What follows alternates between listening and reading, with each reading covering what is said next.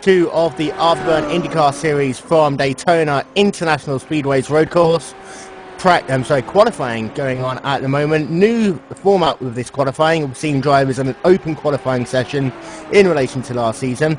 Will Vincent, Yoni Backman and Doyle Johnson in the booth. Doyle, I'll come to you first. Very good afternoon. Going to be interesting racing here. Some really good road racers making their presence in the series. Yeah, very much so. So good morning to you, Will. So my part of the booth is definitely in the morning.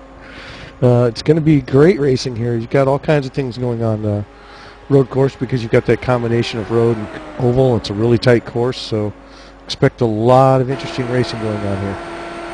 And a number of these drivers have spent pretty much the last month at Daytona in some way, shape or form. You had the World Tour event, the iRacing Daytona 2.4 earlier last month. We also had the Daytona 500, and round 1 of the Grand Am Premier Series also came from Daytona International Speedway. But the first time that an official race has really been going at Daytona, we're going for 52 laps today. So it's going to be a long and hard race for a number of these drivers. I expect the race to last about 90 minutes. And currently Mark Fangman is setting the pace in the number 22 machine, currently setting a time of 1 minute 32.617 in qualifying. Nico Brandt is in second. As you see there, Mike Larson just getting into the back of Mike Swenson as I come into turn number 5. But Mark and Nico, definitely 2 big contenders for this race. But keep an eye out also on a couple of other drivers. Mike Larson's been really good here throughout the week. I've seen him practice not only in session but off session as well. And also keep an eye out on Dror Mazzari in the number 46 machine.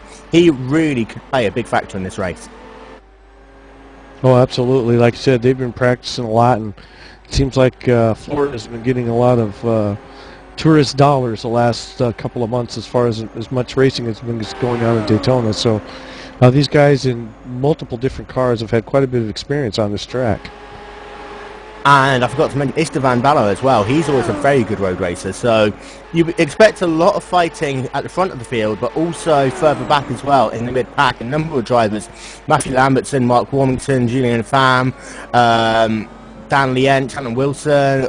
And you've got a couple of road racers by trade as well in that mix. Carson Borchers from Scandinavian, GC Nimmerman. They're all, more road racers than oval. And it'll be interesting to see after some very good performances at Homestead last week how they managed to translate that into the first road race of the season. Yeah, definitely. I think it's going to be a lot of fun for everybody. There's going to be a lot of things going on here. So I expect, unlike sometimes what you see on the ovals, there's going to be a lot of action, a lot of things going on that kind of keep things interesting. And 2 notable absences are your 1 and 2 place from last week at Homestead, Tim Don and Young O. They're only running an oval schedule this series. The race series is split into both oval and road, so there will be championships awarded to the oval champion, the combined champion and the road champion. So for some of these guys who's not quite more oval specialists or more road specialists, it's a time to either make a drive for points or to try and consolidate their position in the championship.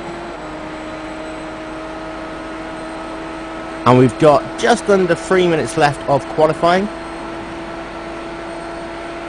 Well, already it's very exciting looking at the qualifying. You're getting, this kind of track is kind of interesting because of the way it's laid out. This car isn't necessarily made for this. You're seeing a lot of oversteer, a lot of people having trouble with their brake bias, trying to get comfortable with the track, speeding up and slowing down like this track does. So a lot of spins, a lot of crashing, a lot of missing the corners and apex. So it's going to be definitely interesting.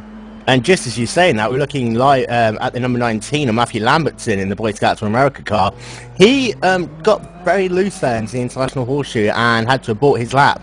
He will just about have enough time to come around, get himself past the start-finish line and do one more lap, but he's going to have to be absolutely perfect now if he's going to set himself a time that will beat his current, which is 134.023, currently putting him in 8th position.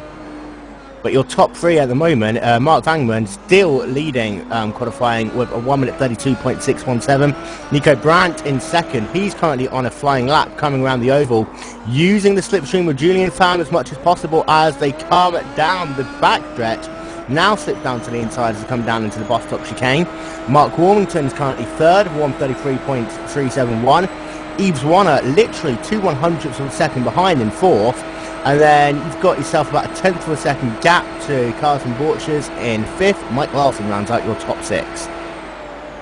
Yeah, that's interesting too. See Mark in the top three, because we really haven't seen him in practice much this week, and he's coming out and setting a very respectable time. Oh yeah, Mark Warmington not only is a Team Afterburn driver, but also drives endurance racing for Blue Flag Racing. So he'll know not only how to handle himself around a road course, specifically like Daytona. As you see there, Nico Brandt gets himself a little bit faster, but at the same time, Mark Vangman goes into 1 minute 32.5. But for Mark, he'll know how to coat that car around for 52 laps here. So keep an eye out for him as this race unfolds, because I think he'll lay back a little bit at the start, but he'll just be thinking his way through this race.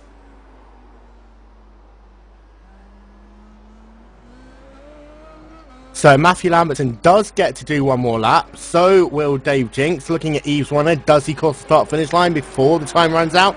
Yes, he does, with 4 seconds remaining. Jussi Nieminen, however, won't get the time to do so. He just missed it. I don't think he'll have the opportunity to do that there. So for Jussi, unless he got it literally right on the bubble, his time won't count, which will be a shame for him because he's way downfield. In fact, I don't even think he's set time. Sorry, yes, he has. He's set 1 minute 34.5, trying to improve on that. Yeah, what a great turnout today, too. Well, we got 24 cars qualifying in the field. That's actually quite a bit for a road race like this, so that's impressive. Yeah, just having a look back through the statistics, the second most populated road race in series history after Watkins Glen last season. But a really good turnout for the first race of the road campaign. You do normally expect the oval races to be slightly more populated than the road, but a very good turnout here, and at the same time some very competitive times. The top, if you get rid of Mark Vangman, second through to 10th are separated by 1 second. Yeah, I think that's gonna be great. Those times in there, of course, those aren't indicative of what you're going to see on the racetrack once you get through traffic, but I think that's going to be a lot of it, to see who comes out in the first 5 laps and how this field kind of stretches out. This racetrack is not large enough that there's, you can't pull away from everybody. You're either going to be ahead by a little bit or running into lap traffic. So the idea that you're going to get a lot of open air with 24 drivers is probably not going to happen. Oh yeah, despite the fact that, it is a 1 minute 32 lap, a lot of that time is spent on the long 31 degrees of banking worth of oval, and then you've got a big stop coming into the bus stop chicane. So keep an eye out for how this field spreads out. I'd expect Nico and Mark and possibly Yves. Yves gets himself into third position, just away from us at the last second. Expect those three to potentially pull away, but in the mid-pack, it's literally going to be nose to tail for a large portion of the time. Meanwhile, running through the grid, Mark Vangman gets the pole position, 1 minute 32.523, over 4 tenths of a second faster than Nico Brandt in the number 24. He will line up on the outside of row number 1. Yves Warner in 3rd, Mark Warmington 4th, Carsten Borchers in 5th, Mike Larson 6th, Jeffrey Koolbergen in 7th, Jonathan Goke in 8th, Alan Wilson 9th, Esteban Ballo in 10th, and then starting in the 1 minute 34s, Matthew Lambertson 11th, Drew Mazzari in 12th, Pierre Bourdon in 13th, Jussi Nieminen 14th, Danny Ent 15th, Jason Hyatt 16th, Ryan Norton 17th, Andrew Aitken 18th, Steve Clays in 19th, Dave Jinks 20th, John Ailes 21st, Shane Doherty 22nd, Julian Pham 23rd, and Mike Swenson in 24th. And I believe we have one that did not qualify, and that is Ryan Wells, will line up in 25th position.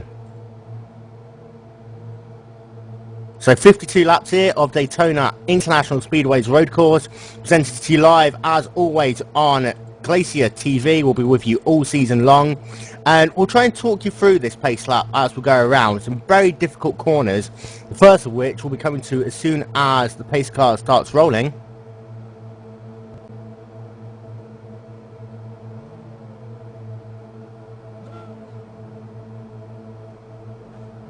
Which you see Mark Fangman leading the field now behind the pace car.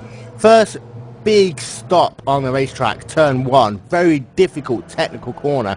You've got to try and brake as late as possible, but get the car right down to the inside line. You see the cones there on both the inside and the outside as they come through turn number 1, and then turn 2. The car likes to get very unsettled here as they go through here, but you want to carry as much exit speed as possible as you come through this fast, right and then left flick as then you come down towards the International Horseshoe, second big braking zone of the lap. Try and brake as late as possible around the 100 meter mark. Very, very tight 180-degree corner. As you come out of that, again, you want good exit speed to carry you all the way down through the next sequence of corners. Then turn 5, a very fast left-hander. You can pretty much, in fact, you can take this flat out pretty much all the time unless your tyres are on the very end of their life. Bringing it down now towards turn 6. Turn 6 is definitely one that you need to watch out for. It looks like it sweeps pretty good, but it tends to, if you go too fast, you tend to oversteer on that corner quite a bit. It's definitely tricky right there. Oh yeah, no, you know, the car does like to get a little bit unsettled as they come into braking, especially as you're braking just as the car's going to settle itself down from turn 5. See them come through turn 7 now. And then they come themselves onto the oval. You'll see a number of lines getting onto the oval itself.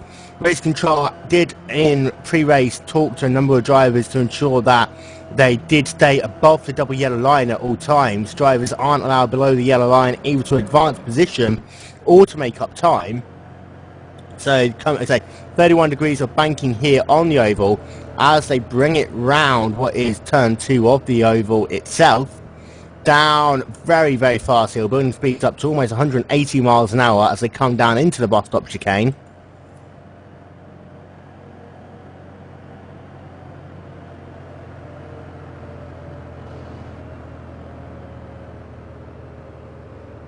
And then as they do that, they'll be flicking the car to the left, then to the right, and then the second part of the bus stop is possibly the most critical corner on the entire racetrack. We'll take you through it now. Mark Fangman just bringing it under pace to the left. You'll try and clip as much of that curb as possible. Then as soon as you get the car straightened out, you want to be on the power, trying to straight line these corners as much as possible, bringing it back onto the oval to keep your speed up all the way round turn 3 and 4 of this Daytona International Speedway oval, down past the front straightaway into turn number 1. So you see Mark Fangman will be leading the field down towards the green flag here. Round 2 of the Afterburn IndyCar Series presented by Glacier TV. Nico Brandt in second, Yves Warner third, Mark Warmington fourth. Carsten Borchers will round out your top 5, and keep an eye out on turn 1. It's going to get very busy there very quickly as we're just waiting for the pace car to bring the field down. At the end of turn number 4, you'll see the pace car dart to the left any moment now. And as you do so, Mark Fangman will be trying to build up speed as quickly as possible. Pace car is in, and as Mark Fangman brings the field down on the front stretch, green flag in the air for round 2 of the Afterburn IndyCar Series. Keeping an eye on turn 1, it does look as though so far everyone's pretty much been able to get through it okay. A little spinning, but yes, very respectful driving. Here we go. Matthew Lambertson trying to almost make it 3 wide there as they come out of turn 2, as you have a car draw a Mazzari who was started 11th, just having to get onto the grass, and they're almost 3 wide as they come out of the International Horseshoe for the first time as well. Jonathan Goke trying to get past Jeffrey Kohlbergen. That is the battle for 7th and 8th position. Yeah, they're definitely still mixing it up here. Going in and out of those corners. This is excellent racing so far. Let's see how this field starts to spread out here. Meanwhile, Mark Fangman is trying his very best to pull away as quickly as possible. He has got himself a 6-car length advantage to Nico Brandt as they come onto the oval.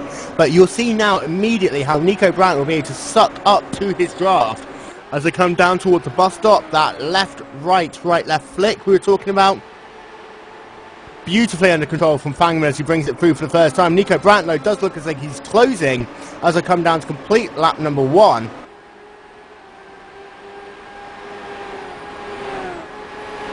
And as they come out of turn 4, you can just see how Nico Brandt's speed at the moment is just a little bit faster until they rolled off the banking. But it does look as though Mark Fangman's running less downforce, and that's been able to get him a mile-an-hour advantage as they come past the start-finish line to complete lap 1, breaking into turn 1 on lap 2. Looking at the moment at Mark Warmington, he is riding now in the 4th position where he started in this race. Trying to hunt down as he almost goes wide there, has to drive it back down to the inside just as he's trying to build some form of momentum to overtake Eads Warner in the number 88. That will put him under a bit of pressure from Mike Larson, but he's got just enough breathing room for the moment. We got Jonathan Goat was off the track mowing the lawn there a little bit. He's back on now. Yeah, and that's going to cost him a couple of positions. He's been passed by Drew Mazzari. He's managed to couple well. Again. Jonathan Goat is not having a good time right now. Yeah, I know a couple of these setups, they do take a couple of laps to come in. But Jonathan, it might be just a case of pushing too hard, too early. He's having his car trying to overtake him on the outside there. That was Jason Hyatt, who's running the high line as they come onto the oval. So Jonathan Goki started this race in 8th, moved himself up to P7 at the end of lap number 1. He is now down into, I believe, 14th position.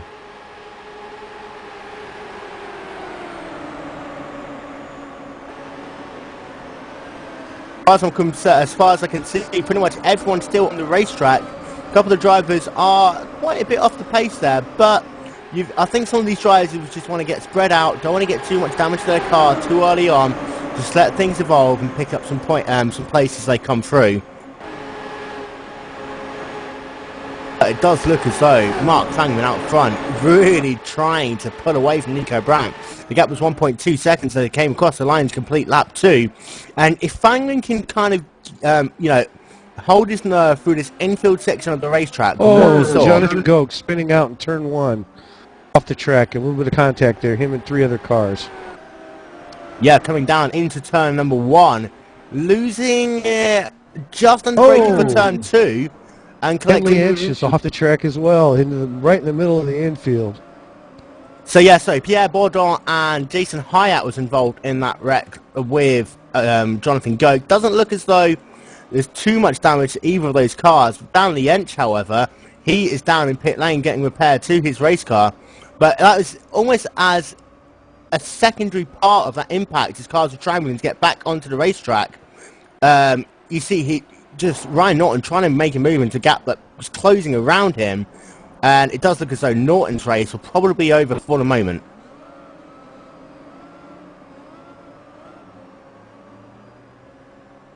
As you see Norton there in the number 84 machine trying to coax the car back to pit lane, but that thing's got all sorts of front wing damage and suspension damage.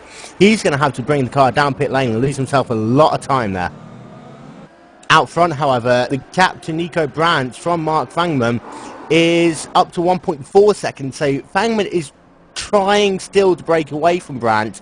And if he can get that gap up just by, a couple of attempts more, he should be able to break that draft from the number 24 machine of Nico Brandt.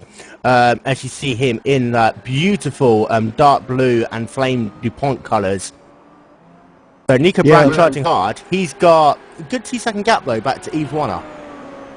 Yeah, it looks like we're getting a report there that Dan Liench's car is permanently damaged, and his day's probably over. So it'll be our first fatality. Oh, another crash. Karsten Borchers into the tires. And that was from 5th position as well. Having a look back at what happened to him. Again, it's coming out of turn number 5. We talked about this. As the car just settles down after you go through the corner, trying to break it down, just like he got oversteery and slammed it into the wall. not too sure if he's got too much damage to that race car, but he's going to be taking a tow there. He's got a little bit of right side suspension damage and a little bit of rear wing damage. So a couple of more drivers involved in wreck, and that's going to be bad for Carsten because he was riding in 5th position. Oh, absolutely, might be able to make his way up. It looks like Jonathan Goke was off the track again. He is not having a good day here today. And we were talking about a couple of these drivers field. Esteban Ballard is now up into the 7th position. Drew Mazzari, after starting 11th, is back up into 11th position. We did see him on lap number 1 as they come out of turn number 2, having to use the grass. So he's managed to regain a little bit of time, but he's got 3 seconds to close on Alan Wilson. Currently looking at Mike Larson in the number 72 machine, who scored the pole at Homestead Miami Speedway. Led a good number of laps. He's trying to charge down Yves Warner. This is the battle for 3rd and 4th position. Mike Larson's done a lot of testing here in this car. And it looks as though at the moment he's taking it a little bit cautiously, but he's right about to close down Yves Warner. But he's going to get a move on. As you see, Yves running a little bit wide there. That's going to allow Mike to really get in the drive as they come onto the oval. For Mike Larson, he's got to get a bit of a move on because he's 6 seconds now behind the race leader.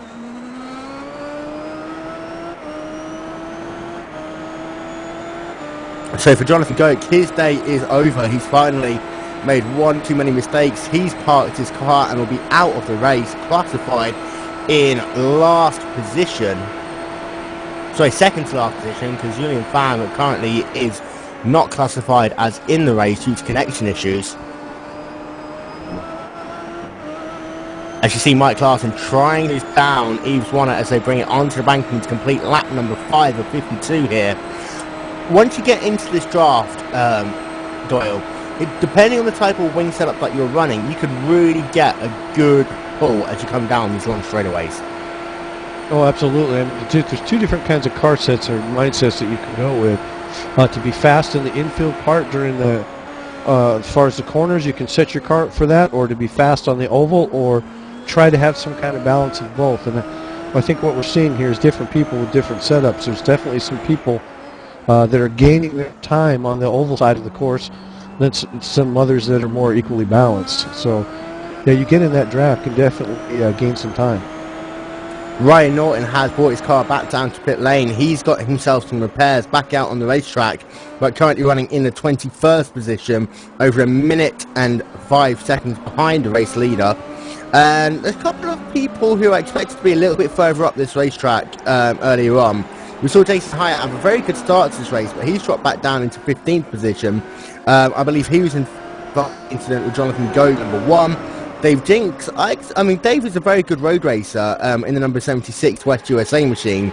I expected him to be a little bit further up this racetrack. He's currently running in 16th.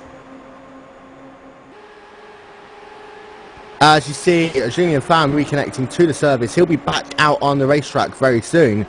Meanwhile, Drew Mazzari has managed to get around Andrew Aitken to take 10th position. Still trying to close down Alan Wilson. That will be in the battle for 9th position now. But for Drew, I mean, last time I saw him last season, he was just absolutely phenomenal. So whether he's just not had enough practice here, whether he's just not liking his setup at the moment, Drew, I think he really wants to get himself a bit further up this race as it progresses. So yes, I believe there's been an incident with Esteban Ballard. He's lost himself a position or 2. Yeah, I mean, the racing conditions on this track is people are overtaking and too wide in the corners. It's up front. There's a little bit of it, but there's a battle for position all the way from 3rd on the way back. There's a lot of action on this race course. Yeah, so to bring you an insight into that, Yves Warner in the number 88 machine, the bus stop chicane, just clipped the curb with himself a slow down penalty. Whilst he was on the apron serving that, he came back up onto the racetrack, and Esteban Ballard in the number 4 just managed to avoid him there, but managed to do so. So he's now up into the 4th position. Yves Warner down into 6th. This allowed Mike Larson to pull away from him, but he's now 8 seconds behind the race leader, is Mike Larson.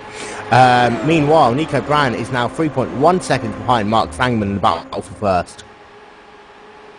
And that's really not a surprise. We've seen Mark Fangman run in other courses and on the road, and he is really came out to be a phenomenon and a force to be reckoned with on the road course.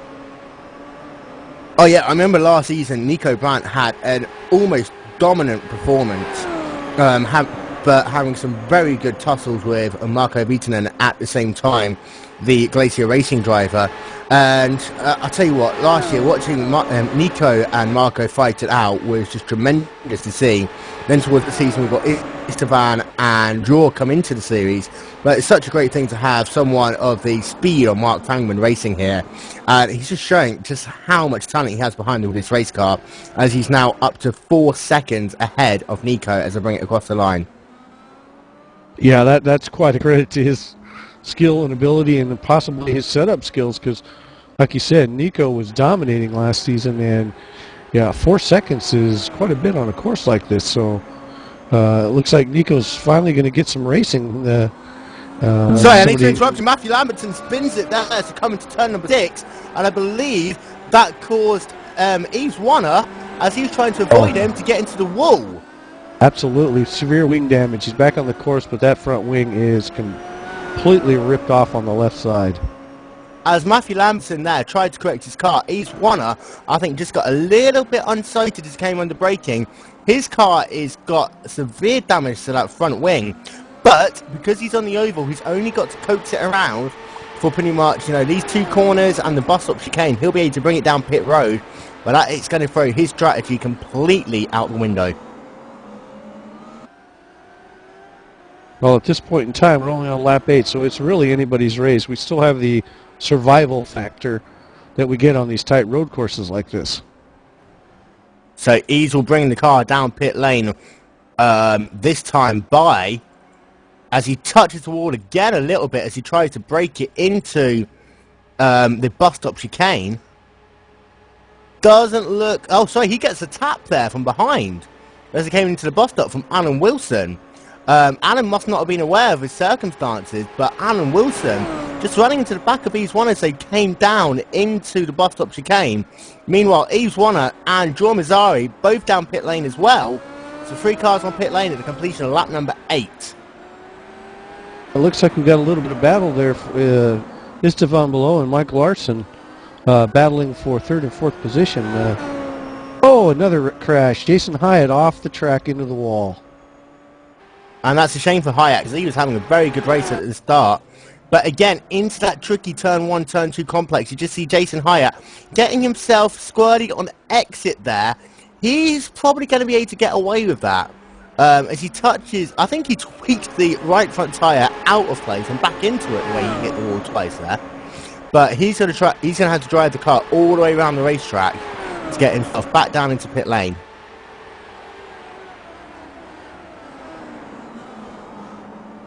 But having a look at Hyatt, his speed isn't too bad as he comes through the infield section, but that's going to cost him a good number of positions. He was running in 11th at the time.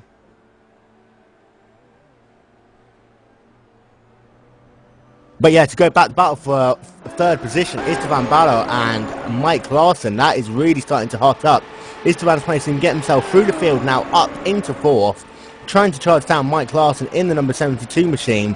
I tell you what, I just love Esteban's rear wing. Caution, I'm no alien.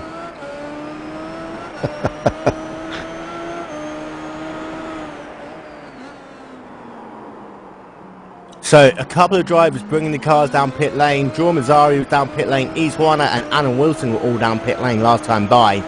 And as we were saying, for a number of these drivers, if they're oval specialists, they just want to pick up as many points as possible here. They know that they're not going to be able to compete for top 5 finishes, but if they can, pick up 7th and 8th and 9th, whatever, here and there, that could help their chances, as the road drivers might not be as successful on the opposite discipline. Well, and I think you can see a little bit of that as I was taking a look at Drawer on the track, and he absolutely has no speed at all on the oval. He's getting overtaken by everybody. His car's performing really well on the road twisties on part of this track, but on the oval he has absolutely no line speed. So that's what's really affecting his abilities to move up on this racetrack. We've got caution and turn in the International Horseshoe. Ryan Wells, his engine, I believe, stalled his engine as he came through the International Horseshoe, trying to get himself off the racetrack. Local caution in the International Horseshoe, but that's all cleared now. We're back to green flag racing around the entirety of this racetrack. So meanwhile, out front, Mark Fangman is your leader. 9.5 seconds, the gap now between him and Nico Brandt in the number 24 DuPont machine. Mike Larson running third. Istvan Ballot in fourth. Matthew Lambert's in fifth. Jeffrey Kuhlberg in sixth. Andrew Aitken, Steve Plays, Pierre Bourdon and Jussi Nimmermann round out your top 10. I tell you what, Nimmermann and Bourdon is having a great fight. This is a battle for 9th and 10th position. Nimmermann keeps on trying to close, but as he gets into that dirty air of Bourdon ahead of him, it does look as though he can't quite get close enough to make the car pass. Sorry, to pass the car ahead.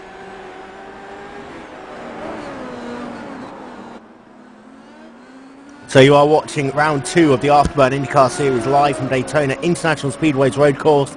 This 11-corner, 3.56 mile track, beautiful for racing in these IndyCars. Complete balance of tight, tricky sections and that fast oval with some big braking zones. Will Vincent, Doyle Johnson and Yoni Backman in the booth. And Doyle, it's been a very eventful race so far. Oh, absolutely. And this is probably more than I expected as far as the combination of tight turns in the oval. As I'm watching several drivers who are performing really well in the tight portions of the track and sorry, interrupting Dave Jinks there, having a difficult day in the number 76 West USA machine. He just spun it coming out of the International Horseshoe, having to slow down, make sure there's no one he's not going to get in anyone's way as he tries to bring the car back onto the racetrack. That's going to put him a lap down now to Mark Fangman as he does so. And that will drop him from 15th, I believe, down to 19th position. Yeah, we have a number of drivers to lap down. I think a big surprise for me is Mark Warmington's a lap down. I didn't see any kind of action or crash on that, but somehow or another, he's managed to get himself into 20th position all the way from starting third position at the beginning of the race. I'm not sure what happened to Mark. Just having a look back at that myself, it does look as though sorry about that. He did just clip the wall as he's coming onto the oval. Very, very strange incident, but he clipped the wall coming onto the oval, just missed his acceleration point, accelerated a little bit too early, and just hit the wall, so that's why he's one lap down.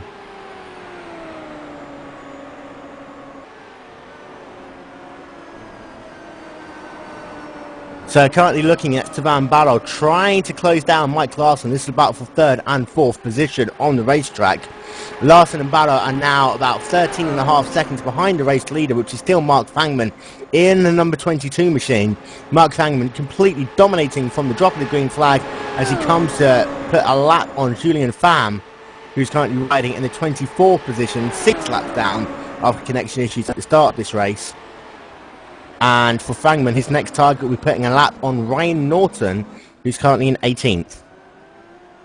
Yeah, the lap traffic is definitely going to be a factor now. Mark Fangman's going to have to make his way through the entire field now. And as you can see, there's several cars.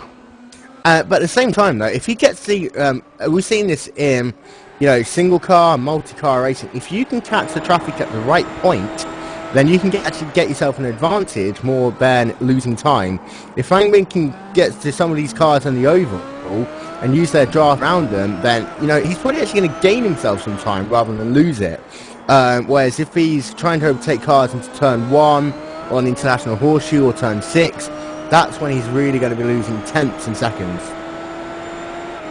Yeah, and I think some of the cars in second place are hoping that he's going to get hung up in some of that traffic so they can gain some of that time back. Otherwise, there's probably, unless he crashes, he's definitely dominating. Yeah, gap to Nico Brandt now 10.1 seconds as Nico Brandt is coming up amongst some lap traffic himself. Not getting it at the right places though, Nico. So he's just trying to catch Dave Jinks, but he won't get to him literally until just as after they come out of turn number 2 by the look of it. Possibly a little bit later on. Meanwhile, Esteban Ballard trying to close down still Mike Larson, getting a good draft to come down the front straightaway, but Mike Larson still 2 miles per hour faster as they come down to turn number 1, but Esteban was going to try and go around the outside there, getting himself down to the outside, trying to force Mike to take a tighter entry. Didn't quite work there, but some interesting tactics used by Esteban. He's obviously running a lot more downforce in his race car, because if you're the car behind, you should be quite a lot faster. I think Mike is definitely feeling him in his rearview mirror, putting a lot of pressure on him. But this is what we were talking about setups, you know. Esteban is all over the back of Mike Larson through these slower technical corners, but then as we get onto the banking, all of a sudden Mike Larson up to 4 miles an hour faster, and as they come and get onto lap traffic now, he's going to be able to pull out even further because of the effects of the draft of him using the toe from the car ahead of him. So Mike's got himself at least another lap of safety under his belt. Well, absolutely. You're seeing a lot of that out here, where the difference between the oval and the actual road portions of this course is definitely making for an interesting race. So as I come back into the banking again, Mike might get even luckier as he's coming up to lap Dave Jinks. I don't think he's quite going to get the draft this time by, though. But you see again, Esteban Bala is running 173 miles an hour through the corner.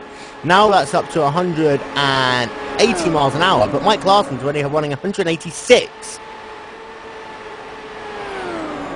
Yeah, and that may be what keeps him out in front throughout this entire race. He can keep from making a mistake in the road portion of the course.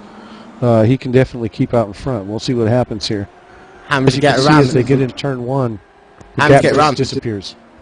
Hammer to get around the lap car of Dave Jinks there.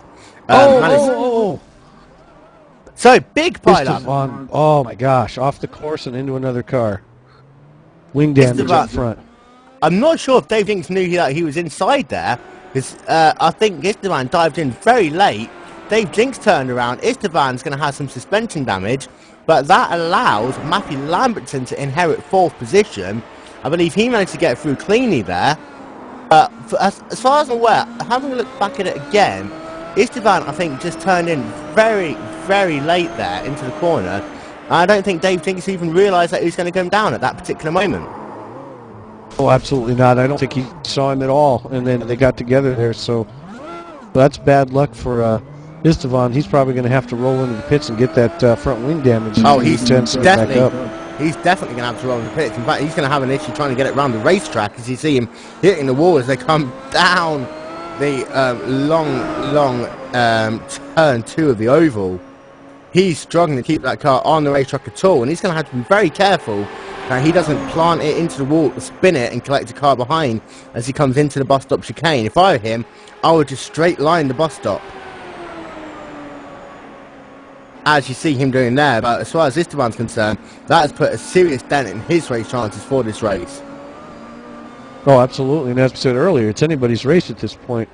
I mean, you're just one crash away or one slip or one sit through the grass, and you're picking up positions or losing positions. And that has allowed Steve Clays to get himself into 7th position, Andrew Aitken into 8th. Steve Clays actually made a very good move to take the 7th position from Andrew Aitken last time by, as they come down into turn number 1 at the end of lap number 15. And I believe, Clays now with that incident with Ballard has got himself into the 6th position, Aitken into 7th. To go through your top 10 in its entirety, Mark Fangman is your leader, Nico Brandt 2nd, Mike Larson 3rd, Matthew Lambertson up into 4th position, Jeffrey Kohlberg in 5th, Steve Clays 6th, Andrew Aitken in 7th, Pierre Bourdon in 8th, GC Newman in 9th, and Yves Warner rounds out your top 10. But Esteban has got his car down into pit lane. And we're seeing Mark Fangman round using that oval to his advantage to overtake that lap traffic. We currently only have 14 cars left on the lead lap, so I anticipate probably another 3 or 4 cars to lose a lap shortly, so that's going to be very interesting. Yeah, for Mark Fangman at the moment, I think he's made a very good decision by taking less wing, because knowing that he could stay up front, he's being able to use these lap cars to get around them on the oval, so he doesn't have to deal with them coming into the braking zone of turn number 1, But as these drivers continue to fight ahead of him, you see a 3-car trainer who'll be coming up to next. Esteban Bala trying to recover now. Also, Joao Mazzari and Dan Lienz. These drivers are all laps down already, but see, you don't want to be trying to lap cars as they're racing each other at the same time, especially as this racetrack isn't that wide, even cars wide maximum.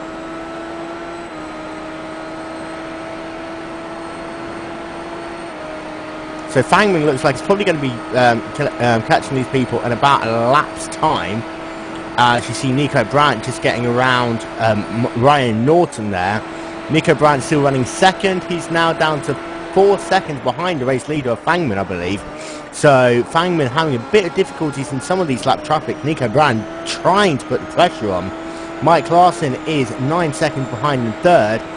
Got Matthew Lambertson right on him now, and this will be the battle for third and fourth position. But then from Matthew Lambertson back to Jeffrey Koolbergen, 20 seconds. We have Dave Jinks off the course. He spun out. Looks like he's got a little damage trying to get back in there. So Andrew Aitken as well off track.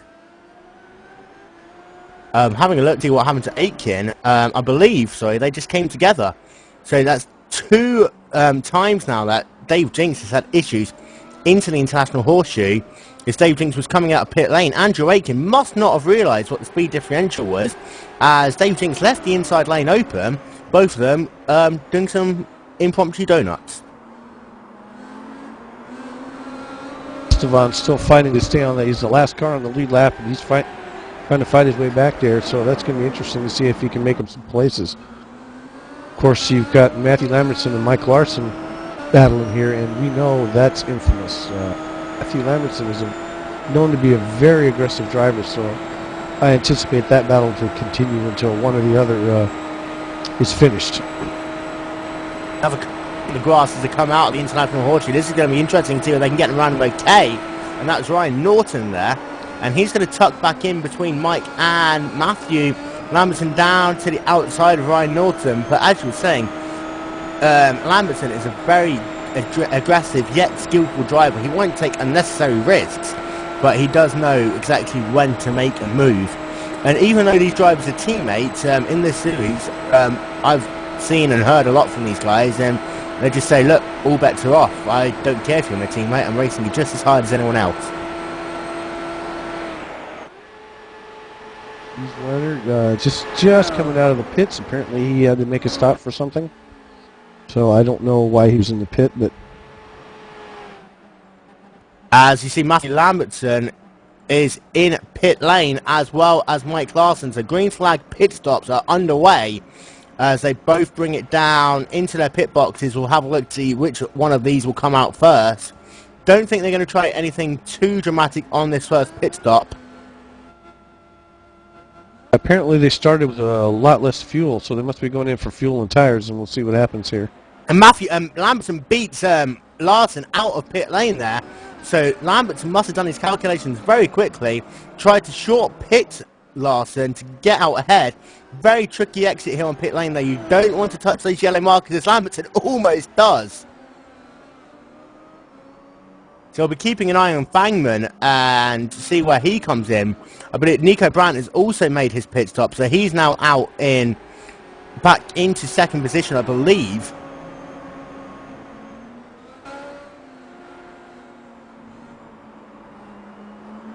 Jeffrey Koolbergen is exiting the pits as well. So it looks like all our leaders are pretty much pitted and back out on the track. We'll see how that shakes out. And that has allowed Mike Larson and Nico Brandt, they've closed the gap a little bit in this pit sequence to Mark Fangman, but not by anything dramatic. And we haven't really talked about pit lane here, but pit lane on entry is very easy to get into, but on pit exit, it pretty much is single file. And if you're stuck behind a slower car, there's no way you can go to the left as you hit those yellow rumble strips and you deflate a tyre immediately. And if you go to the right, there's a wall. So you have to follow the car out, and it can be very, very painful if you're a faster driver. Oh, absolutely. And it doesn't take much to get into that wall in front of you either when you're trying to make that left-hand turn. So to round out your top 5, Nico Brandt has managed to close the gap down to 7.3 seconds to Mark Fangman. Matthew Lambert's in 3rd, Mike Larson is down into 4th, Jeffrey Kohlbergen in 5th. And it looks like Istvan Below, who actually had that accident earlier, has now worked his way back up to 11th position. So I expect some exciting racing happening there. Yeah, I'm just trying to do the math in my head, and I think that Istvan might have just gotten away with that in terms of pit sequence. He might just still be able to make it to the end on a similar strategy, but at the same time, he is now way back in the field, 1 minute 28 seconds behind the race leader, as he's currently drafting up to the back of UC Nimmerman, trying to make himself back into the top 10. As they come down past the start-finish line, it doesn't look as though Istvan has got the straight line speed. Only doing 184 miles an hour down the line. We've seen drivers like Fangman and Larson 4 miles an hour faster.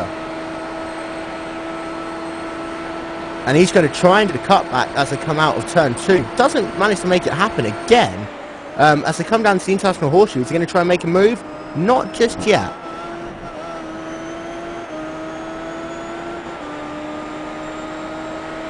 So you are watching round 2 of the Afterburn IndyCar Series presented by Glacier TV. Currently working lap 20 of 52. Mark Fangman is still your leader by 7.3 seconds over Nico Brandt. Matthew Lambertson is in 3rd, Mike Larson 4th, Jeffrey Kohlbergen in 5th. Steve Place is doing a great job there, currently running in the 6th position in the number 13. And Alan Wilson 7th, Pierre Bourdon in 8th, Andrew Aitken in 9th, and UC Nimmerman, we were talking about him just a moment ago, rounds out your top 10. And you can see we're looking at Mike Larson trying to get his position back from Matthew Lambertson, and you can see kind of how it is when you get off the corners. Michael closed on him coming into the corners, but Matthew seems to be getting off the corners just a little bit better than Mike Larson at this moment.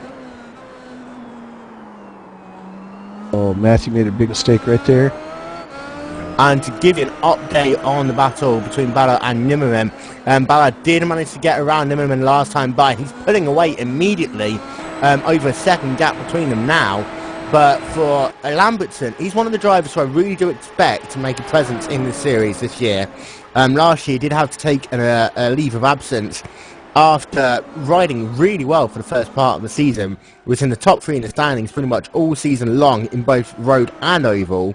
I know he won the first race of the road series at Sebring last season, but for him, he's one of these drivers that I think that's got the talent to run both really well. But still, Mike Clark, like all over the rear of him, trying to get that draft, trying to get that slipstream to make a move into one of these big braking zones. As you see, Mike Larson in the draft up to 188 miles an hour, but the draft isn't as dramatic as Mike made a mistake there. Oh, will Mike capitalize on that? He will have to. Too wide. As too wide to come off the corner there. Larson down to the inside again. Keep it steady, guys. Still too wide racing ahead of Mark Warmington sat there. He's just looking at them thinking, go on, guys, just wreck. I want the positions back. But Lambertson lives to fight another day there. Oh, wow. That was a great exchange there. Again, that just goes to show you what kind of pressure these guys are putting on each other, just waiting for that mistake. But Lambertson just would not give up there. Finally managed to get a position back into turn 5, as I think Larson just wasn't crazy enough to try and go too wide through that fast sweeping corner.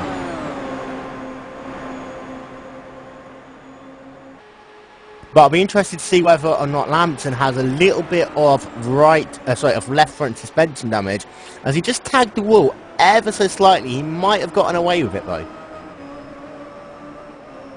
Yeah, it was a love tap, definitely, but you never know when you get off the track like that. He has got the slightest amount of front wing damage on his left front end plate. That won't hurt him much on the straightaways, but will hurt him in the corners. You see Mike Larson getting very close to him now, and Lambertson's lost about a mile an hour down this straightaway. As Larson looking down to the inside as he comes to turn number 1. Lamberton takes a sweeping arc. He's not going to make the same mistake twice there. And this has allowed Mark Warrington to catch up behind him. He's trying to work his way back through the field, currently running 15th position, 1 lap down. Yeah, that front wing damage is definitely going to play a part in that. I don't know if Matthew can continue to hold Mike Larson off with that car being damaged like it is. And for Warrington, he's going to want to get around these two if they're going to continue fighting and try and drive off a little bit. He's still got a chance of making the top 10. Yeah, he's about 30 seconds away from being able to get into the top 10 at the moment. As you see him getting very sideways there, almost a picture copy of what happened to him to put him out of the race earlier, and that's lost him a lot of time for Warrington. But he's still got a couple of positions he can make up. Jason Hyatt's only 15 seconds ahead of him, and then Joe Mazzari a further 10 seconds. So Warrington's going to want to try and get a move on if he can.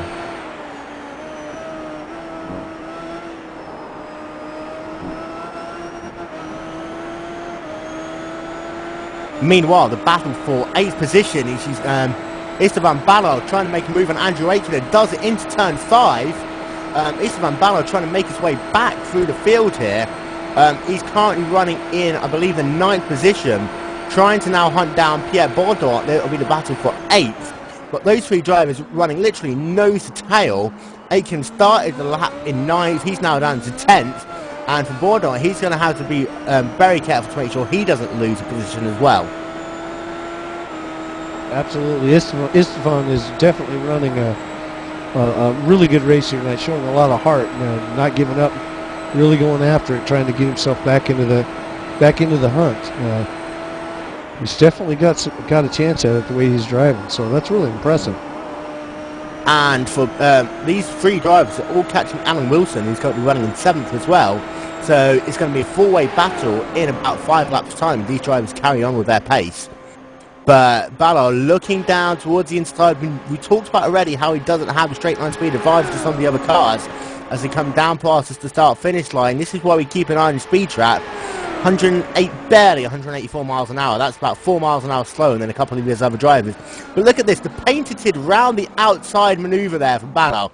We've seen him do this a couple of times in this race. He managed to pull it off perfectly as they come through turn 1 and 2. He's now going to have the inside line as they come into the international horseshoe, and position taken excellent. There. There he goes. That's it right there. It was almost perfectly executed pass there. So that will put Bournemouth back into the 9th position. Andrew Aiken in 10th. Still another shout here, but it does look as though Aiken's trying and make a counter-attack on board. These three have been switching place for the last couple of laps. Meanwhile, they're going to be coming up to lap traffic. John Ailes is ahead of them, and Alan Wilson the gap between those two is closed quite a bit as well. So Ballard is going to be hunting down. His next target will be Alan Wilson in the battle for 7th position, and he can see him now. He's only about 2 seconds up the road. And meanwhile, back up front, looks like Mark Larson had successfully negotiated his way past Matthew Lamberson for the 3rd position. Yeah, so Larson finally managed to get around Lambertson, who has got that front wing damage. Just having a look back, I believe that Lambertson just got a little bit hairy on the outside there, and Larson just saw the opportunity, went down, made the move, and Lambertson just let him have it. Obviously, Matthew's not going to give it up right. He's still going to fight his way through, but I think that wing damage is enough that Mike should be able to pull away from him a little bit here. He's a full 11 seconds behind the 2nd place of Nico Morant, so I think he's probably just looking for some open air here. Well, if these two look at each other, if these two work together, they can try and gain a little bit of this time. Meanwhile, Esteban Ballard right onto the back now of Alan Wilson, closing very, very quickly. Gap is now down to less than a second as he brings it into turn number 6. And Ballard is on a charge as he's trying to now catch and pass Alan Wilson in that battle for 7th position. Be interesting to see how fast Wilson is. We haven't talked about him too much in the Club England machine, but look at that Ballard straight to the outside. Perfect run off the corner there. It's going to be interesting to see if he can tuck in or if they're going to run side by side. The inside isn't the optimal line coming into the bus stop chicane. So for Wilson, if he doesn't manage to get clear. As you see, he just pulls out just a little bit there, but he wants to be careful because he's going to have to make sure he doesn't get dropped too much. But Ballau up into 7th position, and he's pulled clear already of Bornott and Aitken. Looks like Steve Clays is going to be his next victim. We'll see how fast he can hunt him down. Very impressive one today for... Yeah, the gap between Clays and Ballau is at the line, 13 seconds. So we'll be keeping an eye and see on how that progresses. But Ballau's lap times, when he's in clean air, is just absolutely phenomenal. I've seen laps of 1 minute 33, 1 minute 34 from him. His fastest lap of 1 minute 33.467. To compare that to Steve Clays ahead of him, Clays' fastest lap is 1 minute 34.655, currently running in the high 1 minute 35s. Yeah, and then back up in front, the battle ensues. We now have Matthew Lamberson, who's now overtaken Mike Larson. These guys are just not going to give this up. So for anyone who says that teammates don't ever fight each other, this is a perfect example of how they do. Matthew Lamberson determined here as he's got back around Mike Larson in the battle for 3rd position. But the more these two fight, the more they're allowing Nico Brandt to get ahead of him. As I said earlier, these two just hook up together, use the draft to their advantage. They can try and close some of that gap because Nico Brandt, again, isn't running a very low downforce setup. So these two can make up quite a lot of time on the oval if they do choose to work together. Yeah, and it looks like in the up front we've got Yves Lanner has disconnected and is now out of the race. I didn't see what happened to Yves, but he was having a tough time back there. Yes, Yves will be classified in the 22nd position. That won't get him many points in this race at all. Very disappointing finish for Yves because Yves is usually a strong finisher on the road courses. So it's kind of a disappointment for him, I'm sure. And when we talk about points, a number of drivers had a meeting with race control a couple of days ago in relation to an alteration to the point system, with the fields being larger than what we saw last season.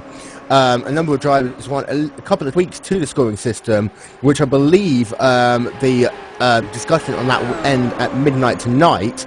So if the point system does change, that will hurt Warner a little bit more, because he'll be losing a lot more points than if he was under the old point system. Well, that certainly can't make him happy for this season, but I know he's a great competitor, and I'm sure this is not the last we've heard of Yves. And our statistician, Yoni Bachman, was just telling us a 1 minute 33.8 last time by for Esteban Ballau, one of the fastest laps of the race. Meanwhile, Mark Fangman out front, a 1 minute 34.2. So Ballau is absolutely flying here, as the gap is already down to 9 seconds between himself and Steve Clays. And although there's not enough laps for Ballau to get himself back into the picture to get the win, he's still got the opportunity to finish in the top 5. He could potentially still catch everyone up to Jeffrey Kohlberger, who's currently running in 5th in the number 79 Aero X machine.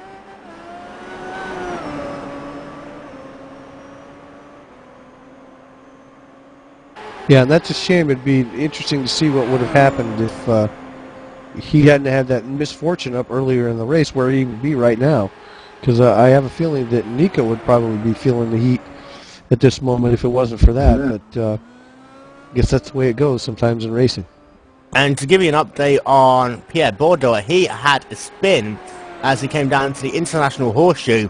He is down in pit lane trying to get repairs to his car, but it doesn't look as though he tweaked too much of anything at all. I believe he just cut a tire or something, because that was a very weird spin for him. He hasn't got too much damage to his race car, but he's down in pit lane trying to get some repairs.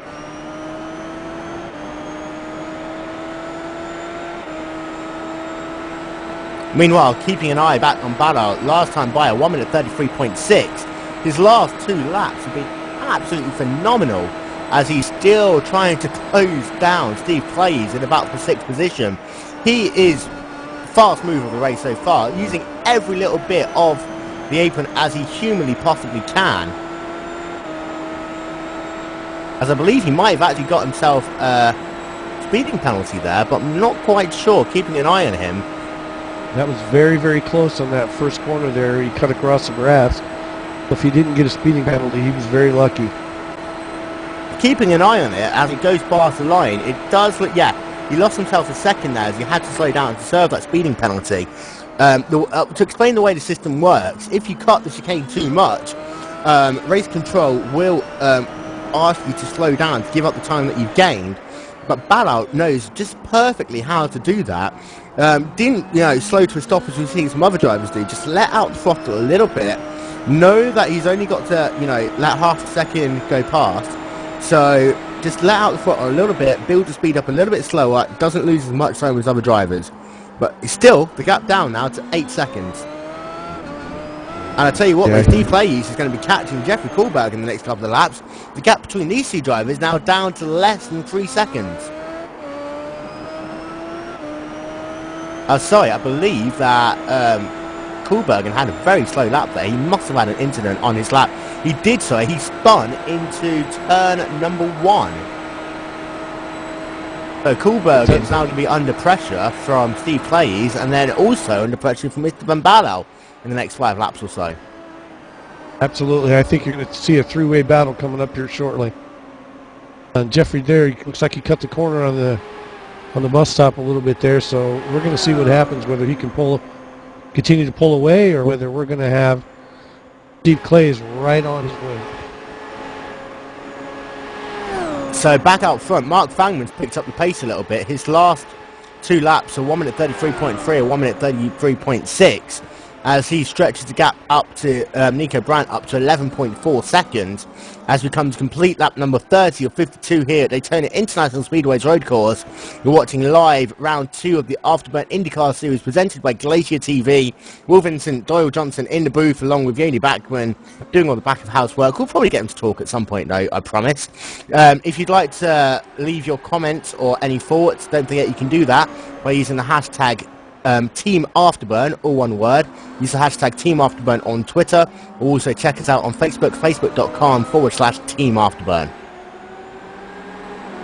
Yeah, it looks like up front that battle between Mike Larson and Matthew Lamberson has calmed down. Mike Larson has pulled away almost 2 seconds on Matthew Lamberson now.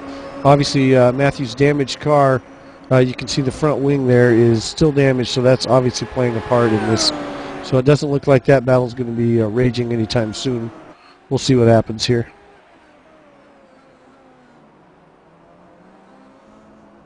So yeah, I think for Lambertson, I think for Lambertson's sake, I think that he's been able to drive through the damage, but the more you have to do that, the more your tyres start going off. And for him, I think he's just lost grip now, as you see him struggling on the entry to corners, trying to find the apex. So for Lambertson, it's just a case now of trying to get himself to that next pit window, which is only about 5 or 6 laps away. So if he can keep it on, keep it on the racetrack, he's 2 seconds behind Larson, but we saw how good he was coming to pit lane last time. He's got an opportunity to try and charge again in the next stint if he can get a little bit of repair to his race car. I'll tell you what though, the gap between Ballard and Claeys, we've been keeping an eye on that is now down to 6 seconds. Ballard really closing down there on Steve Claeys. He just put a lap on Mark Warmington, currently riding in the 17th position. But Kohlbergen's been able to get up a little bit of time as well. Kohlbergen stretched that gap up between himself and Claeys back to 6 seconds. But we've still got 7 cars on the lead lap here. Lambertson is dropping back slightly still from Mike Larson, but it's getting a bit more spread out at the front of this pack now. And it looks like Nico Brandt is also losing a little time on Mark Fangman. And it's almost, Mark is out there running so far ahead of everybody else. It's almost like he's in a different race with the rest of the drivers. Yeah, Nico Brandt's fastest lap time, 1 minute 33.4, which was set at the end was set on lap 30. That is no slouchy lap time. However, Mark Fangman in the number 22 machine, it's just been amazing these last few laps. Fastest lap of 1 minute 33.3, but his last 3 laps have all been last 5 laps have all been in 1 minute 33, and his last lap, 1 minute 33.009. Yeah, it's almost like we probably, after the race, need to pull Mark Fangman's car into the pits there and do a tech inspection. It's incredible how he's dominating this race. And we haven't been speaking a lot about him because he's just so far up front, there's nothing to say other than huge gap. Yeah. I'll tell you what, though. The Mark Fangman has been such not only a competitive racer, but a very friendly individual, both on and off the racetrack. Himself and Nico Brandt have done a lot for the Indycar Road Series, trying to help build participation in the iRacing official series. And it just shows when you get the right people running on a road course, it can just be so much fun to watch and be part of. And these drivers both drive for the DH Racing Club, the world champions for 3 years in a row, unfortunately. As an Englishman, I have to say that. But, you know, these two drivers, you know, they epitomise what road racing in the IndyCar is. And let's not forget Ballard as well is a great competitor. Joe Mazzari, he's currently running 12th, 1 lap down in the number 46, but he's an amazing driver as well on his day. So there's so many good road racers in this race, but some of them are a little bit out of position. We talked about Joe already, we talked about Mark Warmington. Carsten Borcher is running 5th at the start of this race, is now 15th, 1 lap down after an incident. And I think for a few of these drivers, the stress and having to nail a number of these apexes is taking its toll, because there's not that much runoff in this track. It looks like we've got Ballo and Steve Clays right together now. It looks like he's closed the gap and he's looking for the pass. So as predicted, he definitely ran him down, and he's looking to get around, and I don't know how much longer that's going to take, but I think it's inevitable. But yeah, as he come down turn 6, I'll tell you what, again, I expect him to do it on the outside as they come through the next corner, as they come onto the oval. Just have a look for him to slow down a little bit earlier, get a good run off as he's trying to go underneath this time. Remember that he's not allowed to go below the yellow line to do so, so he's going to draft right up to the back of Clays and number 13 as they come onto this banking. Be interesting to see which ways they go as they come onto the flat bit. Does he want the inside of the outside lane? As I said before, the inside's a lot more difficult to get the car into the corner. Looking down to the inside, not quite going to happen this time. Cut a little bit there. I think it's going to happen to turn number 1. Well, Clays is definitely not giving it up, that's for sure. He's fighting for everything he's got. We're going to see. It's going to probably come down to him making some kind of mistake. And we know that Ballo is definitely faster. Oh, sorry, Ballo's into pit lane. Ballo is into pit lane. So for Ballo, we talked about him being having to be on a slightly different strategy. He is going to have to make one more pit stop to make it to the end. So this could hurt him a little bit, but see whether he's going to shorten himself this time, knowing he's got to definitely make one more pit stop. Well, definitely, and Steve Clays definitely has dodged a bullet right there, because Ballo has had to enter the pit. So we'll see if he can capitalize on that and how long it'll last him. So I'll be keeping an eye out on all these other drivers to come down pit road anytime soon. Pit window here, about 18 to 19 laps and a full tank of fuel. So most of these drivers are going to have to come back down in the next 4 laps or so. See Mark Fangman having to work his way through a lot of traffic. Mike Swenson getting out of the way from there. Next car he's going to be lapping will be Julian Pham, which he probably will take immediately as he does there. But next up will be Carsten Borchers in the number 77. He'll probably catch him in about a lap's time or so. Yeah, I've been on board with Mark Vangman, and his car control is just phenomenal at speed. Fast in, fast out. And like you said, not only is he a good driver, but he's good for the community. Both, like you said, him and Nico Brandt spent a lot of time helping people with setups, posting things and stuff in the forums to help people become better drivers. It's really the kind of people that you want to have in your motorsport. And Matthew Lambertson has closed back up to Mike Larson just a little bit. Gap just over a second now. We're keeping an eye on pit lane No one's come down this time by so far. Gap between Fangman and Nico Brandt up to 15 seconds. As you see a drive, I believe that was someone just getting a little bit squirrely as they came out of pit lane. That was Dave Jinks having to run the grass. Got Nico Brandt entering pit, so he'll be the first one down of those leaders. Yeah, so for Nico Brandt, I'm not sure if he can make the race on one more tank of fuel. It's going to be very, very close for him. Here comes Mike Larson, and I'm sure Matthew will follow him as well. No, Matthew stays out this time. No, Matthew stays out. What's his position? It's a little bit surprising for Lambertson. I would have expected him to want to come down pit lane as soon as the window opened, but he's been able to save himself about a lap of fuel then over Larson. Well, he's a little bit off the pace because he's got the damaged wing, so I'm surprised he's not taking advantage of getting that fixed. And let's not forget that he beat Larson out of pit lane last time, and we thought that he was short fueling. That's an interesting strategy by Matthew Lambertson. We'll see if it plays out for him. Continuing to stay out with a damaged car like that. That's interesting. So Brandt and Larson back out onto the racetrack without any issues. Currently looking at the number 27, Andrew Aitken, as he touches the 59 into the air. That was Alan Wilson there. Two, well, we could say countrymen, but one's a Scot, one's an Englishman. We know the famous battles between these two, but they'll be having some words after this race. Alan Wilson coming into the corner just gets rear-ended by Andrew Aitken, pushes him round and then into the air. Aitken's going to get away with some front wing damage, but I'm wondering whether that's going to hurt Alan Wilson and whether he'll be able to continue.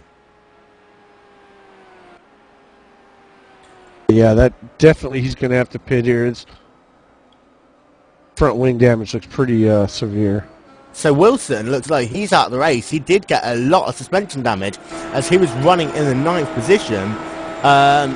For Andrew Aitken, though, that was a very, very bad manoeuvre for him there, as he stays out on the racetrack with a very, very badly bent front wing. And I'm sure Race Control will be having a look at that incident, and possibly there could be a penalty there for Andrew Aitken.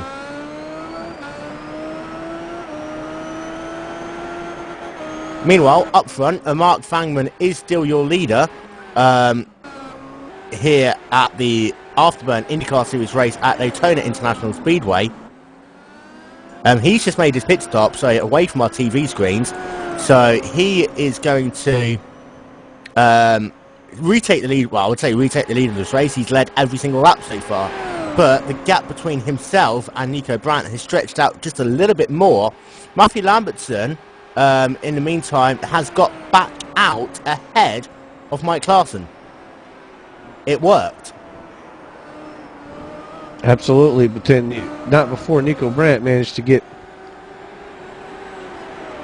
through there. So that's he's starting to pull away. So we're going to get that battle one again between Mike Larson and Matthew Lambertson. So at least makes for some exciting racing.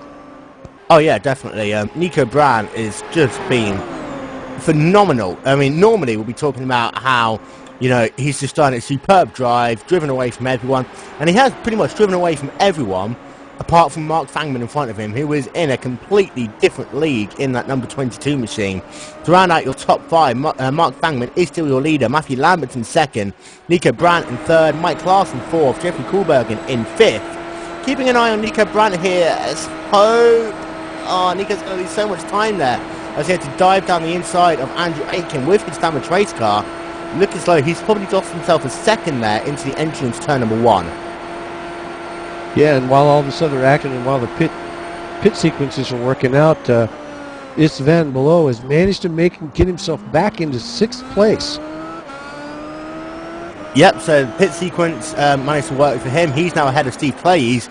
I don't think he's going to be able to gain 30 seconds on Jeffrey Koolbergen, but what he can do is just push repeatedly and hope that Jeffrey Koolbergen, seeing that gap come down on his timing screen, will just, you know, end up forcing him to mistake.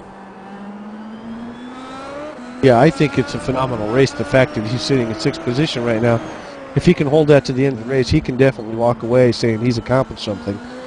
based on some previous incidents in the race. So definitely the hard charger award would have to go to Istvan Below. Oh yeah, even if he's to retire from the race right now, he's done a tremendous job getting himself back into the picture. As you're currently looking at the number 19 of Matthew Lambertson in the Boy Scouts of America car. Once again, himself and Mike Larson going ding-dong for third position. Does look as though Larson's got such a good run off the corner there, but he just got a little bit of dirty air as he came through the last part of the bus stop.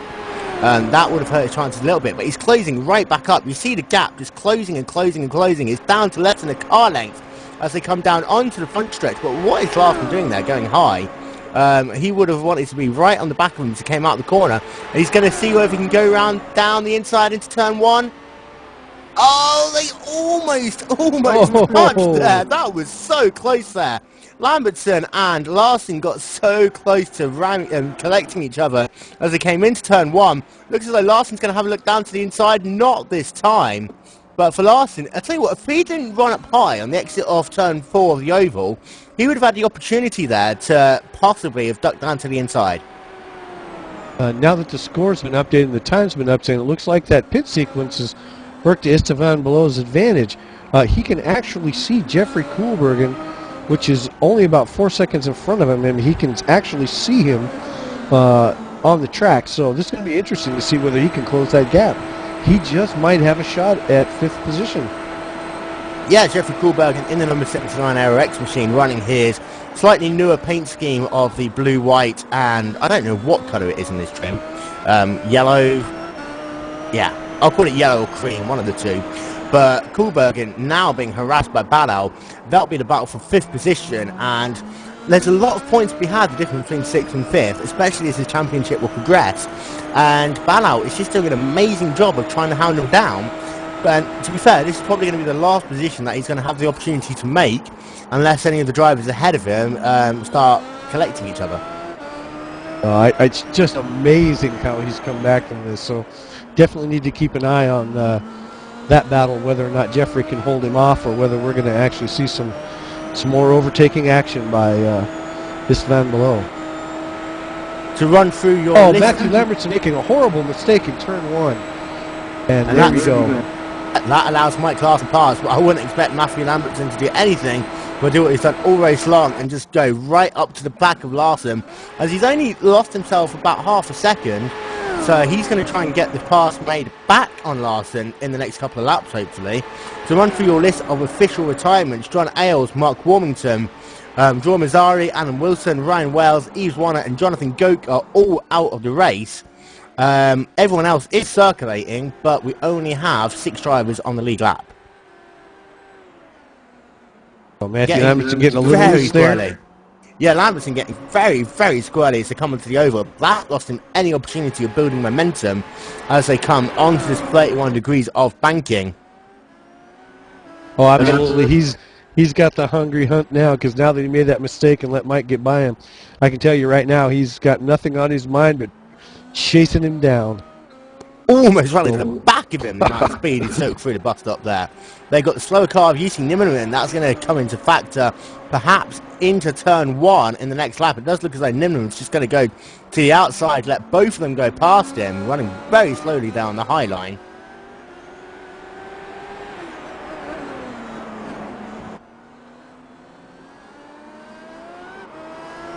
So definitely Matthew letting Mike Larson know that he's there at all times.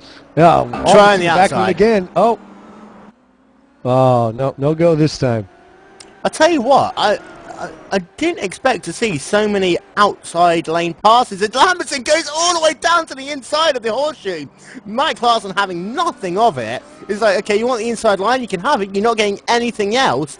And Lambertson having to abort the move mid-corner there. And let's not forget, we've still got, 11 and a half laps of racing to go. But as I was saying, it's like I didn't expect to see so many passes on the outside of turn number 1. I so often see drivers, putting pressures on others so that they can find a gap onto the inside of the corner. But the outside of turn 1 is a very, very risky place to make a move. be it in this car, the HPD, the Riley prototype, the GT, the Corvette, the Mustang, you name it. Outside of turn number 1, it's a very, very scary place. And while you were doing your who's who of different cars, Esteban Below has overtaken Jeffrey Koolbergen for position number 5. Unbelievable. And a brilliant, brilliant pass at that as well. That time on the inside of turn number 1, as Koolbergen just got a little bit tight as he came through the second part of the apex. So that put Balao now into 5th position. Koolbergen, meanwhile, is in 6th. Steve Plays in 7th. Andrew Aitken 8th. GC Nimmerman in 9th. Jason Hyatt in 10th. You've got a good number of drivers 1 lap down. Ryan Norton in 12th is the last driver a lap down. Pierre Bondon in 13th. Mike Swenson 14th. Shane Doherty 15th. Danny Ent 16th. And Dave Jinks in 17th. They're all 2 laps down. Yeah, and I think that's, you know, when you've got somebody like Esteban Below coming up on you, and Jeffrey Koolbergen has managed to hold up into that top 5 position for, you know, almost 40 laps. So that's respectable. He's got nothing to be ashamed of as far as that's concerned, especially when you're being hunted down by somebody as fast as Esteban Below, which is not somebody that we expected to see that from when we got into the race. His name was not one of those, but it will be after today. Oh yeah, Below is a very accomplished road racer, but looking at his practice times, he definitely wasn't the fastest, shall we say. We never expected him to be on the sort of charge that we had. I mean, he was running 5th in practice and had an abysmal qualifying, only getting 10th position, but he's managed to work his way back through the field after his earlier incident to perfection, and to be completely honest, I've not seen a determined driver like that in quite a long time. Yeah, it's really impressive. I just want to give a shout out to, while we're here, to Mark Fangman, who continues to dominate the race, and we have absolutely no news other than he's way out in front.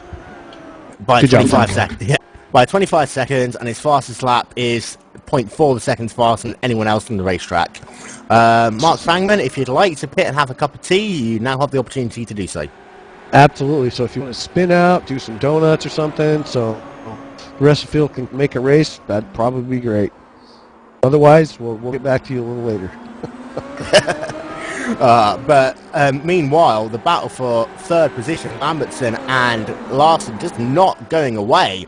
Lambertson right onto the back of Larson once again.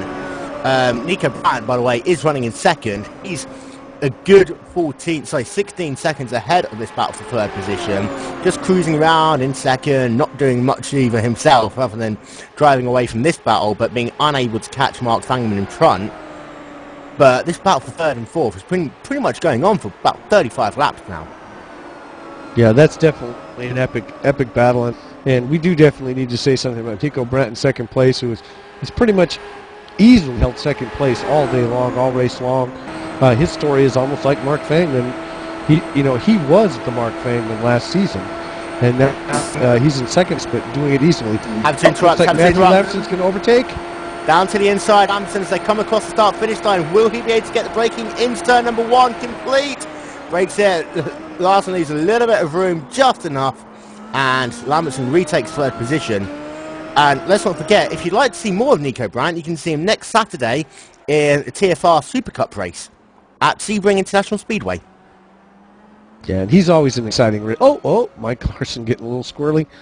Nico Brandt has always been a good racer, very consistent, always up towards the top, so you can't take anything away from him being running 26 seconds behind somebody who is obviously not some kind of genetically altered being of some sort behind the wheel of a vehicle.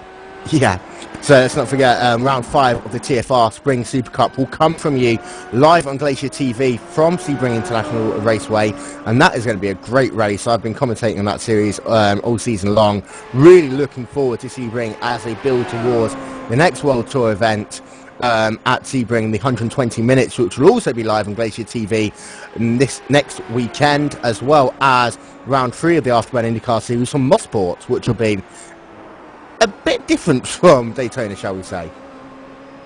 Yeah, considerably different. More of a traditional road course. That should be interesting how that weighs out there. Yeah, Mosport, a lot different racetrack, very, very technical. These drivers are going to have to be on it. We say there's not much room for error here. There's even less at Mosport. And I tell you what, the battle between Fangman, Brandt, Ballau, and Mazzari, that is definitely going to be one to watch. We have 4 drivers who've all got a good shot of winning that race. Meanwhile, it looks as though Mike Larson dropped off a little bit from Matthew Lamberton in about 3rd position. His last lap was a 1 minute 36.199. I believe he had just a little bit of an incident. So he's going to have to try and close that gap back to Lamberton. Well, maybe he's just taking a break here to get back on the lap. He might have broke open a Carlsberg, as Mike is famous for. Oh, Matthew going a little wide in that turn, but doesn't look like he wants to battle right yet. He's probably saving his tires for the last 5 laps or so.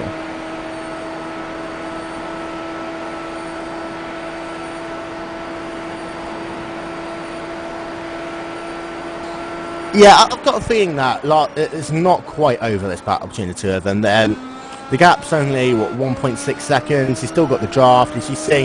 So Lamberton slowing down dramatically there to let Larson by. I believe that Lamberton might have got himself... could he have got himself a penalty? Surely not. Might have. I have no idea what... That was strange. Yeah, it just looks like Lamberton just gave the position back. I have no idea why. It's almost as if Mike is like, I'd like 3rd position back, okay? I'd like to continue fighting. Okay, let's get on with it.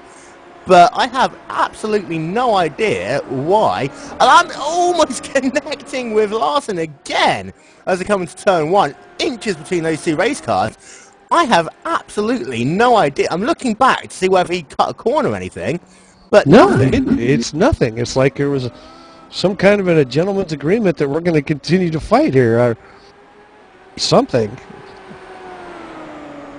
Hey, that was the strangest thing I've seen yet. Maybe he sneezed or something. That was just interesting.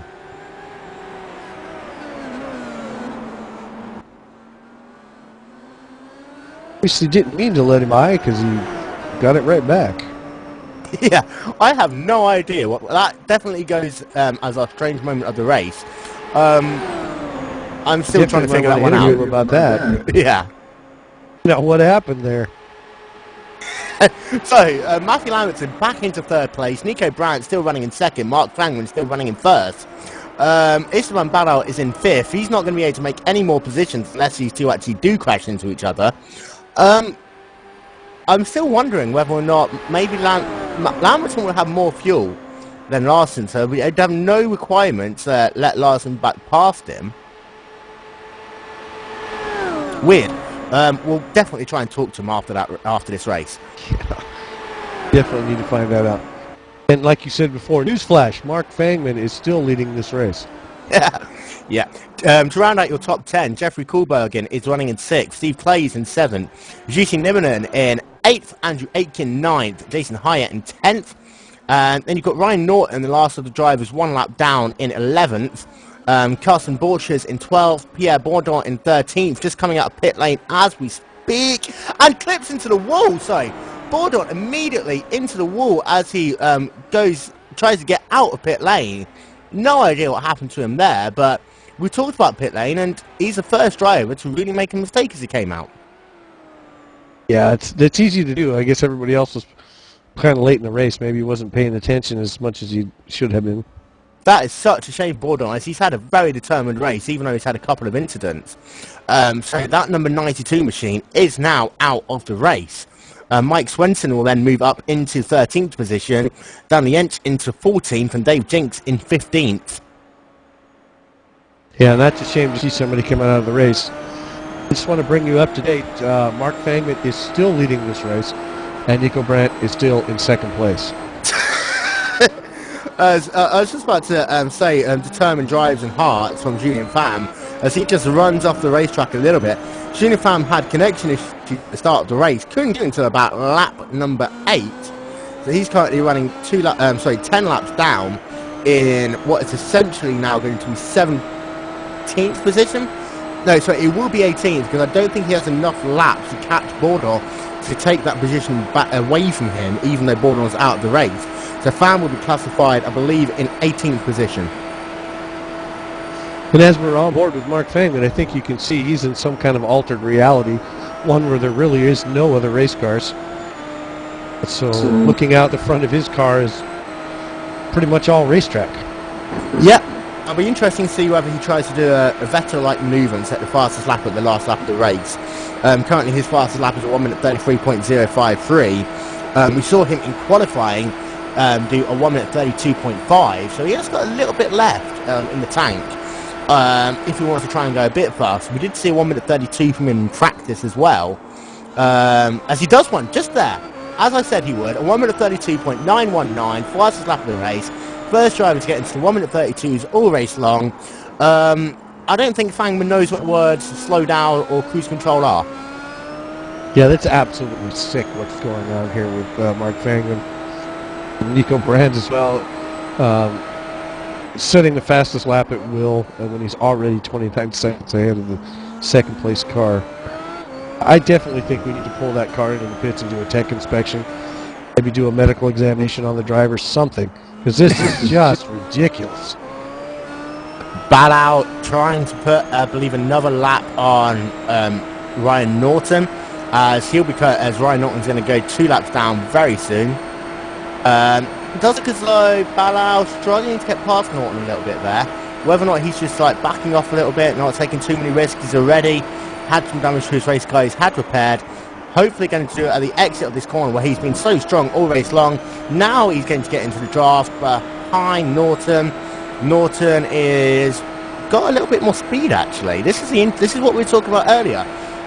These afterburn drivers are running a very low downforce setup.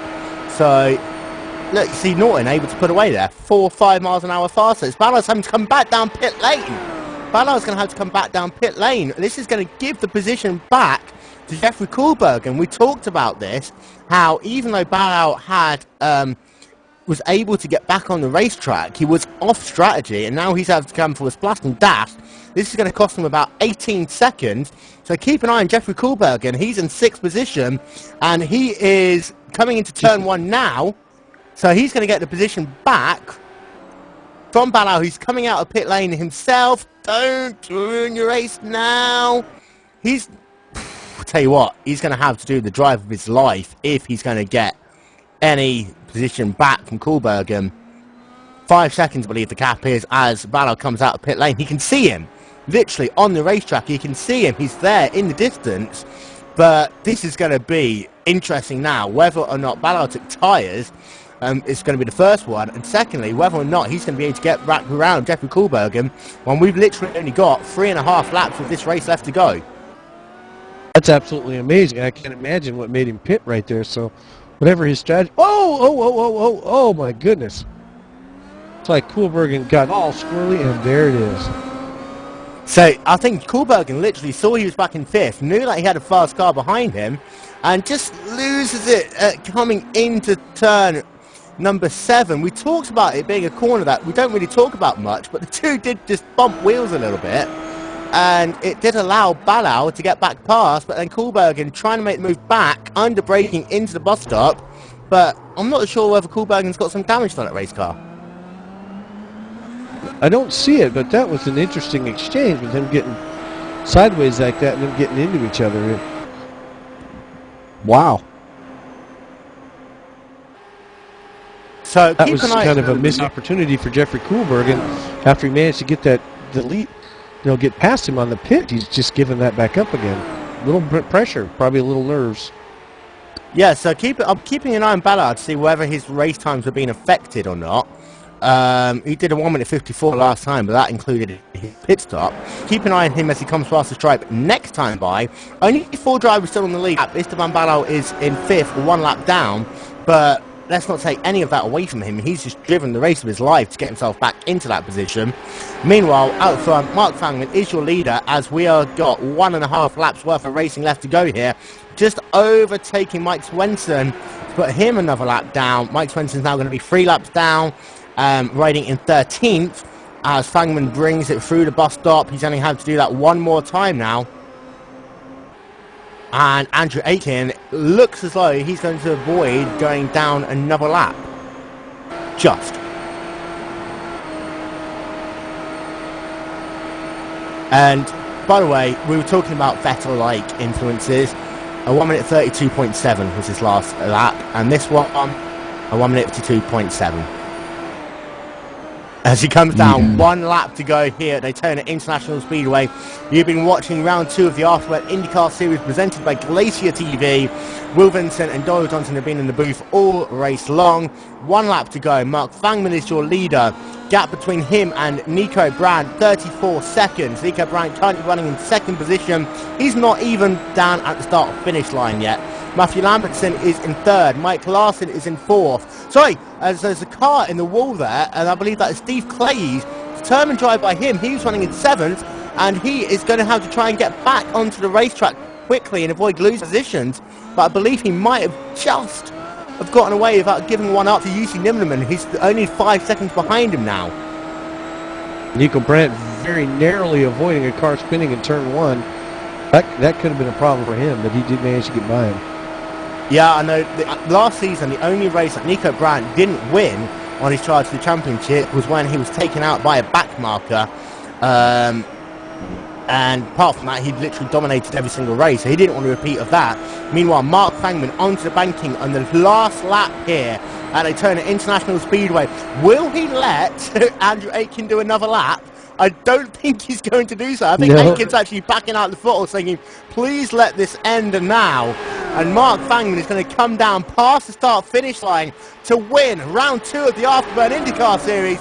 Mark Fangman is your winner.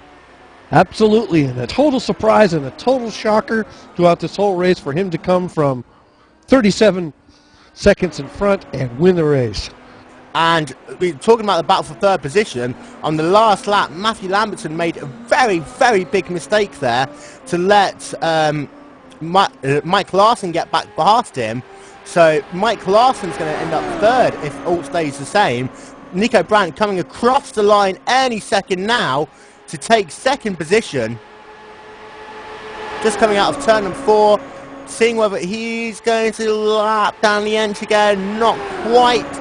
Nico Brandt comes home in 2nd position. We'll now be looking back to see what happens to Mike Larson in 3rd, as I believe so, an incident with Esteban Balao in 4th, who was running in P5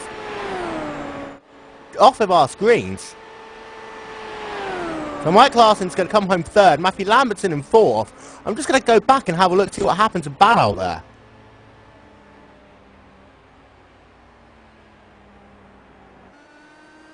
Oh no, so, no, I take that back. Balao was 1 lap down. That was why he was classified as not being in the race when really he was.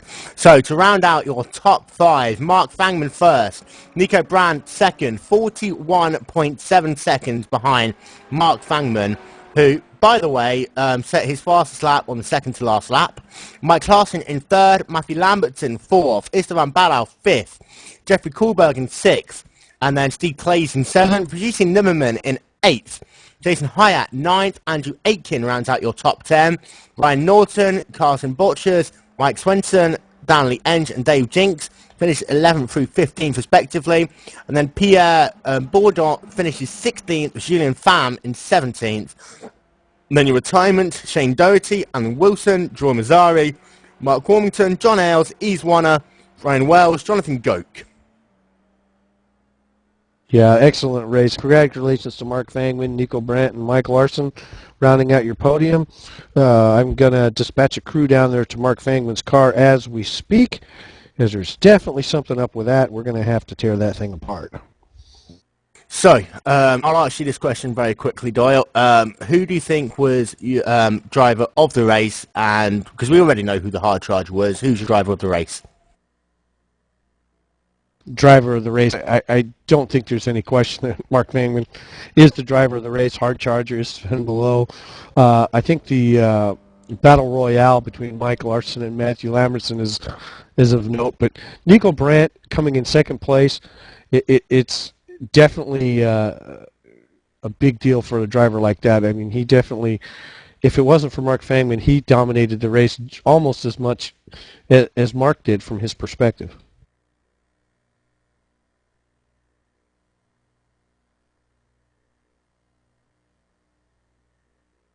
So hopefully we'll get a couple of drivers. Hopefully we'll get a couple of drivers in to have a little bit of a chat in just a moment. But I'll tell you what, an amazing race there by a number of these drivers. And for Fanningman, a great way to start off the road racing campaign. Oh, absolutely. I mean, what a great way to start the series. So if this is what we're going to see for the rest of the series as far as the road side is concerned, then I think we've got a lot of exciting racing coming up. As I can tell you right now, after today's win by Mark Fangman, there are multiple drivers here that will not sleep until their cars are as fast, or they're to try to find a way to track him down and give him a run for his money.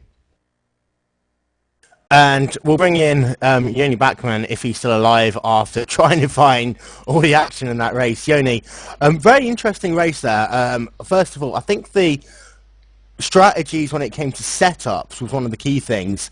But who do you think was your driver of the race? Personally hating boring races leading from start to finish like Mark Fangman did here. I would say, being a natural born racer, I mean, I'm all out for good racing, even though it's whether or not it's for the lead or for 15th place. I would definitely go for Esteban Ballo. I mean, that guy just did came back from 14th, I think it was, back into 5th. Would have been 4th without that extra pit stop, but I mean, some of the overtakings he just did, we didn't catch every one of them on camera, but that guy just drove a phenomenal race. And I believe we have Mike Larson, who were trying to get into the broadcast booth. Joni, if you could sort that one out for us. He's currently, I don't know where he is because I can't pronounce that word. But Mike Larson, you came home in third in what must have been a very difficult race for you. You spent pretty much the entire time battling with Matthew Lambertson in that battle for third position. Talk us through your race. I actually expected to be slightly faster here, but me and Matt had a really funny race throughout the entire race. Actually, he let me by 1 point because he thought he overtook me in a not good manner, but I decided to give it back to him because I wanted to fight for it. So we had a really good fight. So it was too bad that he made a mistake there in the end, but it was a great fight.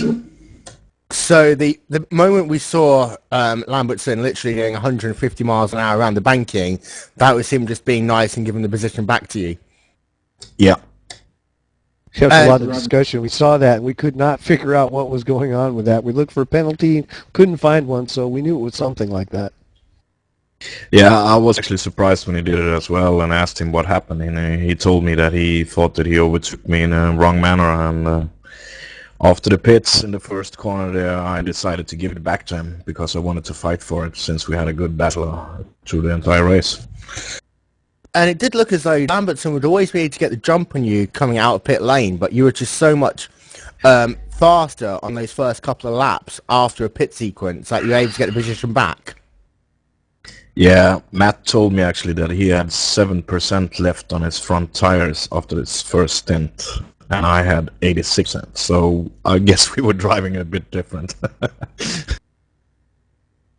And it was a solid third position there for the number 88 Carlsberg machine. After the number 72, you changed your number. Oh, the number 72 machine, number 72 Carlsberg machine. Apologies to Carlsberg. After a very good finish at Homestead as well. So we're going to Mosport next weekend. Is that a track that you enjoy racing at? To be honest, I hate it. I put a lot of work into this track because I knew that none were having a good setup here. So I put like 1,000 laps in to get a setup where we could actually try to beat Nico and Mark. and it turned out we didn't have a chance as usual. On the other road tracks, I don't think we will be even close. We will probably be lapped. But still, a very solid performance from yourself and Lambertson, who I know had to run away as soon as the race finished to watch NASCAR or something. I mean, come on, they're taxi cars. But looking forward to seeing you again at Mosport, and I'm sure you'll be keeping half an eye on Iowa in a couple of weeks' time as well, a track that historically you've done really well at. Yeah, Iowa will definitely be interesting. Most sports, I'll probably be happy with a top 10 there. But thank you for all the good work you guys put in the Team Afterburn League. Thank you guys. Not to worry, congratulations once again, and we will try and get you some interviews more, put it in a podcast or just type them out depending on how we feel. Next week, series will be coming to you live from Mosport. Please keep an eye out on teamafterburn.com for the timing of that, as it might have to be slightly different with the World Tour event. You can blame Sean Sif for that one. Meanwhile, from myself, from Doyle Johnson, from Yodi Backman and everyone at Glacier TV and the Afterburn IndyCar series, a very good night to you all, and we'll see you next week. Good afternoon, everybody. Have a good day.